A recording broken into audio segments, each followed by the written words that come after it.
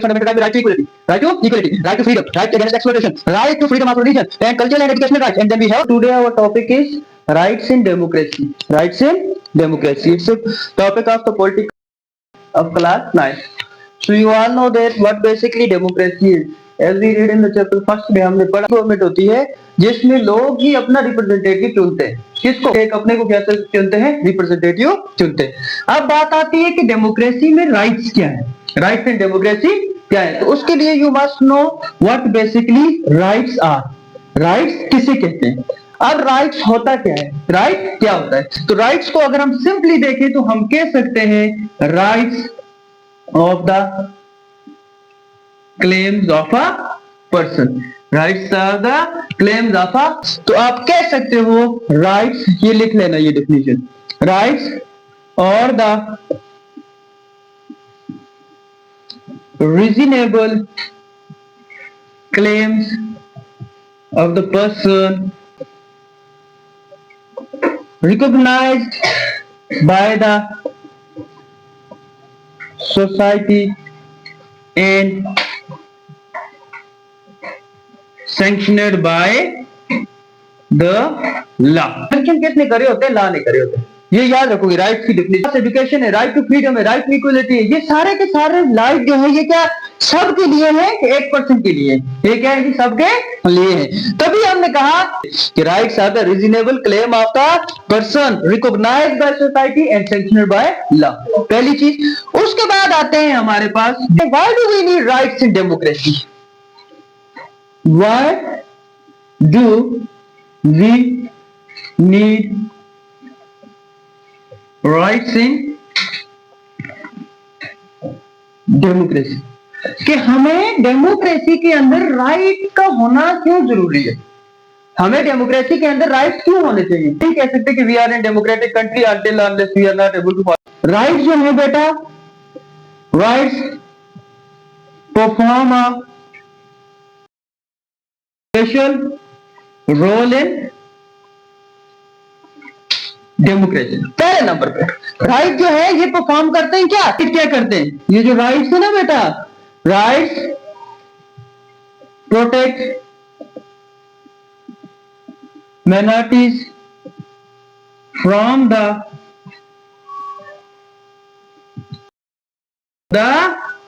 Majorities. कैसे? ये जो राइट है आपके, जो भी हमारे पास ये जो क्लेम जो है ये प्रोटेक्ट करते हैं माइनॉरिटीज को। किसको? माइनॉरिटीज को प्रोटेक्ट करते हैं। किससे? मेजॉरिटीज से। कैसे? देखो जी, हमारे अगर हम देखें हमारे अपने एरिया में हम देखेंगे हमारे पास अगर यहाँ पे सिटी में होंगे किसी जगह आते हैं rights are used when things goes wrong. Right को कब यूज किया जाता है? जब भी कोई चीज राइट। डेमोक्रेसी में बहुत सारे जो राइट्स हैं, बहुत सारे जो राइट है वो किस में रिटन डाउन किए हुए हैं? हमारे कॉन्स्टिट्यूशन में लिखे हुए हैं। हमारे कॉन्स्टिट्यूशन में लिखे हुए हैं राइट्स इन द इंडियन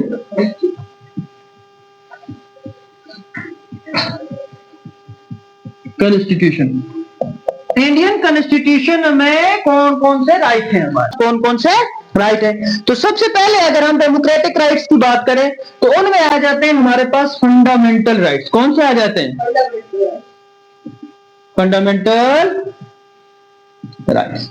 और ये ऑलरेडी आपके साथ डिस्कस किया हुआ है कि कितने फंडामेंटल राइट है बेटा? कितने fundamental right? Right to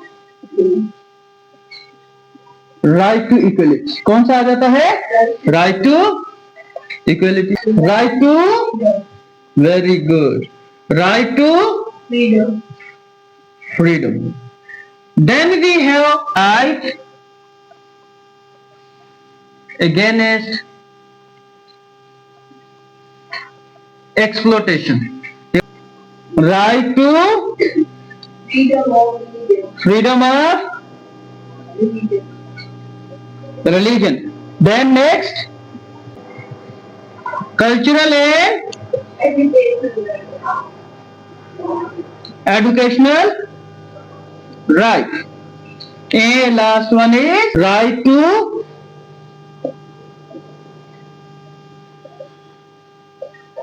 constitutional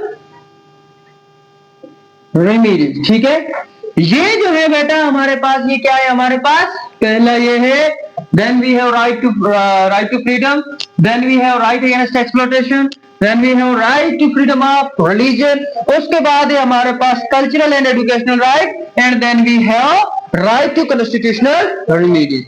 ये हमारे पास क्या आ जाते हैं बेटा, ये आ जाते हैं हमारे पास 6 फंडामेंटल राइट्स। ये क्या आ जाते हैं हमारे पास, 6 फंडामेंटल राइट जो है ये आ जाते हैं। ये याद रखने हैं आपने। 6 फंडामेंटल राइट में right to equality, right to freedom, right against exploitation, right to freedom of religion, and cultural and educational rights, and then we have